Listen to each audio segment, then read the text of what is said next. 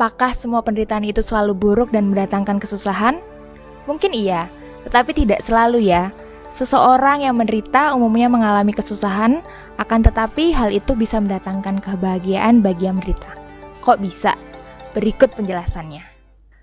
Tok, ini loh, aku tuh penasaran sama nggak yakin dengan kebanyakan orang, meski tidak semua ya, itu kok menganggap kalau mengalami penderitaan itu kok sebagai kutukan, sebagai hukuman, sebagai karma gitu loh.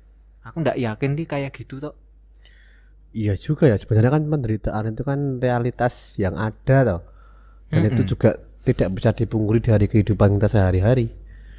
Nah, seperti Yesus itu kan Yesus itu kan juga memilih untuk menderita. Nah, padahal kan ketika kita nalar, kita pikirkan kan Yesus itu kan orang yang hebat toh, pasti juga bisa menghindari siksaan, menghindari penderitaan itu, tapi malah memilih untuk menderita demi melakukan kehendak Bapa itu loh. Wih, kok belum kok udah ada nama Yesus. Sebagai orang beragama itu kan kita harus senantiasa menyesuaikan diri, senantiasa mengkaitkan dengan Tuhan. Soalnya hidup kita ini kan apa-apa ya dari Tuhan. Kadangkala penderitaan juga dikaitkan dengan Tuhan. Ya itu loh, kita itu sebagai orang beragama itu memiliki kecenderungan untuk mengkaitkan apapun dengan Tuhan. Iya, bener, tapi ya yang sederhana dulu lah, yang sehari-hari dulu lah. Oh iya ya, kita harus menjadi seperti manusiawi dulu ya, harus kita matangkan dulu sehingga betul, untuk mendalami keimanan kita dengan Tuhan sendiri. Oke, siap. Oh, yang sederhana gitu loh. Emang kamu punya contoh apa? Ini Pengalaman kayak? Kalau 2 tahun terakhir yang kita semua mengalami ini kan, kita tidak sendiri tapi semua di seluruh dunia itu mengalami pandemi COVID gitu loh. Pasti kita masing-masing punya pengalaman gitu ya soal pandemi ini yang barangkali juga mengakibatkan penderitaan, ditinggal orang yang dikasihi dengan tiba-tiba, ditinggal oleh orang-orang yang sebenarnya kita harapkan akan ada terus, tetapi kok kemudian dipanggil Tuhan karena COVID itu. Nah itu yang bahkan pasti ada datanya banyak pasti. Oh iya, datanya banyak sekali ya. Padahal dulu itu kan setiap saat pasti ada data-data tentang COVID yang meninggal. Emang kamu punya pengalaman yang dekat dengan COVID? Iya, itu yang paling nampak ya, ada nakes toh. Oh iya bener juga, nakes dan juga yang senantiasa mengorbankan diri juga loh, nakes termasuknya. Iya bener. Nah nakes itu kan mereka justru ini ada berita kalau mereka itu kan sudah merelakan dirinya, menjadi tugas mereka untuk merawat pasien yang terkena COVID. Tetapi ada berita lagi, mereka ditolak. Itu loh, mau pulang ke rumah, mau menyandarkan diri, mau istirahat, lelah, malah ditolak, tidak diterima, kan nyesek toh. Nah teman saya itu juga memiliki pengalaman, kan juga nakes juga toh. Ibaratnya itu dia mengibaratkan bahwa di dalam rumah sakit, di dalam bangsal yang khusus COVID itu, mereka tuh sedang tarik-tarikan dengan malaikat bro. Tarik-tarikan dengan malaikat loh. Bayangkan, soalnya kan kalau kita ibaratkan kan malaikatnya itu pengen menarik supaya nyawanya keluar, tapi mereka mempertahankan dengan sekuat tenaga itu. Betul. Nah berarti kan itu nakes itu mereka yang sungguh justru malah memilih untuk menderita. Padahal mereka kan bisa untuk menolak tugasnya, cuti kayak atau mungkir dengan alasan apapun, tapi mereka walaupun ditolak, walaupun mereka mengalami segala tantangan, harus memakai pakaian yang full kayak astronot, tapi mereka memilih untuk melakukan dengan tulus hati, dengan sepenuh hati, walaupun mereka juga tentu saja ada rasa takut toh. Tapi mereka memilih untuk, nah ini saya tanggung jawab, saya akan melakukannya sebagai persembahan atas tugas-tugas yang kulakukan. Nah, berarti itu kan nakes itu kan berarti dia justru dengan kesadaran diri memilih untuk mengorbankan dirinya demi keselamatan banyak orang. Nah, dapat dikatakan mereka memilih untuk menderita toh. Ada nilai di balik penderitaannya. Betul. Nah, kalau nakes itu kita ibaratkan pahlawan masa kini berarti bro di masa pandemi ini. Ya, setuju aku. Setuju. Benar. Mereka bahkan nakes juga ada juga yang itu kan gugur juga toh.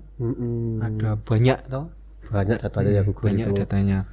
Nah, seperti juga ini ya nakes itu kalau tadi kamu mengatakan pahlawan gitu ya. Kok cocok ya? Gimana? Bulan Cocok ini apanya kan bulan Agustus. Oh iya. Iya toh. Ada lagunya. Gimana? 17 Agustus tahun 45.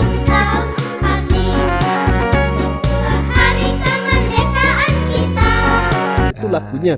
Berarti kita Agustus ini identik dengan hari di mana kita merayakan kemerdekaan Indonesia lepas dari penjajah. Iya, karena pengorbanan para pahlawan kita, gitu toh. Iya ya, kalau kita flashback ke masa lalu itu bayangkan aja bahwa alat yang sederhana, bambu runcing, golok atau senjata-senjata rampasan dari penjajah, tapi mereka berani untuk melawan peluru, melawan mortir, melawan bom-bom dari pesawat-pesawat dengan modalkan tekad yang kuat untuk merdeka. Nah, bayangkan aja, jadi kita kan akibatnya kan dari perjuangan mereka dapat kita rasakan saat ini toh, kita bisa mengenyam pendidikan, bisa sekolah, bisa berbahasa Indonesia, bahasa Jawa dengan bebas tanpa harus menggunakan bahasa-bahasa asing itu, bro. Ya, berarti justru karena para pahlawan yang mengorbankan diri, yang berusaha menghilangkan penderitaan akibat para penjajah, itu kita akhirnya menikmatinya sampai sekarang. Iya benar. Ya, para pahlawan berarti dengan sadar memilih juga untuk menderita demi menghilangkan penderitaan dan keselamatan bangsa, keselamatan banyak orang. Jadi di balik penderitaannya itu ada nilai yang diperjuangkan, nilai persis. kemerdekaan itu. Nah, ngomong-ngomong soal ini, pribadi-pribadi yang mengusahakan dengan mengorbankan diri, dengan mau mengalami penderitaan, tidak jauh-jauh dari hidup kita juga ada loh pribadi-pribadi itu. Siapa itu?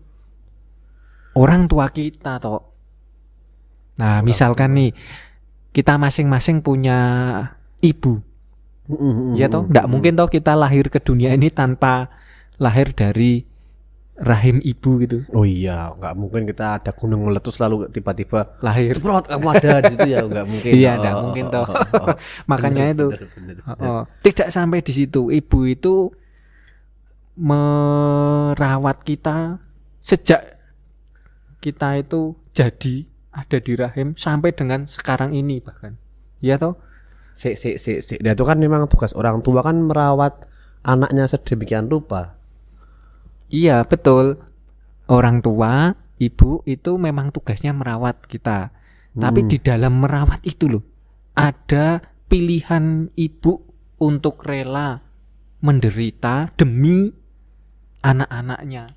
Misalnya nih, ibuku itu ini supaya anak-anaknya bisa makan, bisa punya kandungan protein yang baik, punya satu telur gitu, dibagi untuk semua anaknya. Telur ayam itu? Iya, telur ayam. Dan ibu ternyata enggak makan telur ayam. Belum makan waktu itu, tapi kamu tanya Katanya sudah makan kalau ditanya. padahal juga Belum. ya. Berarti memilih menderita lapar, memilih makan seadanya waktu itu ya, seadanya demi pengorbanan untuk anak-anaknya sehingga dapat makan dengan layak. Iya. Nah, itu kan orang tua kan ada ibu dan bapak. Lah kalau bapak gimana kalau bapak? Kalau bapak kita bisa sekolah, kita bisa makan, kita bisa menikmati fasilitas-fasilitas itu tentu karena pengorbanan bapak. Dalam artian karena bapak mau mengusahakan dengan jerih lelah, katakanlah mengalami penderitaan juga panas-panas. Kalau yang bapakku misalnya ya, bapakku tuh seorang petani. Dari pagi berangkat sampai nanti sore baru pulang. Nah, itu berarti kan terpapar sinar matahari terus. Mengalami haus, mengalami lapar juga. Dan itu ditahan. Dan itu pulang makannya telur yang dibagi 4 tadi. Itu untuk anak-anaknya. Untuk itu. Jadi bapak makan apa kalau di rumah? Bapak ya nanti makan apa yang ada gitu ya. Jadi Pokoknya yang didahulukan pasti anak-anaknya. Gitu. keren juga ya perjuangan orang tua kita ya. Mereka rela untuk memilih menderita, memilih berkorban, tidak makan dengan cukup. Bahkan ketika lelah juga memilih untuk tetap makan apa adanya supaya anak-anaknya tercukupi ya. Oke, berarti setiap penderitaan itu ada nilai dong. Harus ada nilai di baliknya dong. Iya, benar sekali. Penderitaan yang merupakan pilihan dari setiap orang itu dialami, dilakukan itu karena ada nilai-nilai yang hendak diperjuangkan. Berarti selain karena penderitaan itu karena nasib buruk, berarti juga bisa diakibatkan karena dia memilih untuk melakukan itu demi nilai-nilai yang ada ya. Iya, benar sekali. Contohnya nih, sekarang mulai masuk ke pribadi yang kita imani sampai sekarang. Gimana itu? Tuhan Siapa itu? Yesus sendiri. Oh, sekarang sudah boleh nih membahas tentang Tuhan. Sudah dong. Oh iya. Karena dia yang junjungan kita, dia yang kita imani. Kita sebagai anak-anaknya harus meneladaninya toyo. Yesus itu kan dengan pilihan sadarnya mau menderita demi keselamatan kita semua. Oh iya, seperti yang tadi tak katakan, sebenarnya kan Yesus bisa memilih untuk tidak menderita, atau dia bisa memilih untuk pergi ketika ditangkap, bisa memilih untuk terbang atau kemana, tapi memilih untuk menderita. Demi apa? Demi keselamatan kita semua. Karena juga demi cintanya bagi kita semua. Oh iya ya, berarti Yesus itu kan juga dengan menderita dan akhirnya dibangkitkan toh. Kan harus ada kebangkitan. Iya, benar Berarti di situ sekali. dengan penderitaan itu dia menamakan kemuliaan Allah yang akhirnya juga membangkitkan dan memberikan keselamatan kepada umat manusia itu. Persis. Oke. Gitu, Tok. Oh iya. Oke iya. ya. Siap. Yuk kita lanjutkan lagi yuk. Jadi dari sini kita lebih memaknai bahwa penderitaan itu merupakan pilihan bebas juga. Ya, karena ada nilai-nilai yang diperjuangkan. Oke. Penderitaan bukan sekedar kutukan, karma, atau hukuman. Ya, oke. Oke, Tok. Siap. Nah, sekarang sudah lebih jelas kan? Ternyata penderitaan bisa dimaksudkan demi kebaikan orang lain.